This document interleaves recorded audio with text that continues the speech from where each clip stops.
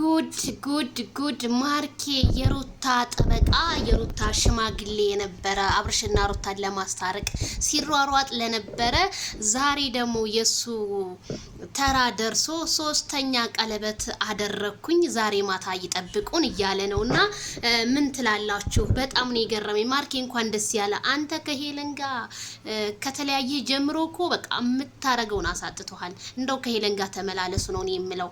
ገራሚ ነው እውነት። ትናንትና የሩታ መከታ ምናምን ሲሉ የነበሩ ዛሬ ደግሞ እየሰደቡት ነው በየኮሜንታተሩ። ምን አደረገ?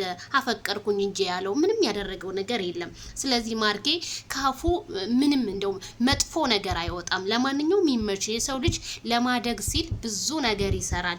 መልካም የፍቅር ዘመን ይሁንልህ ብያለሁ ማርክዬ።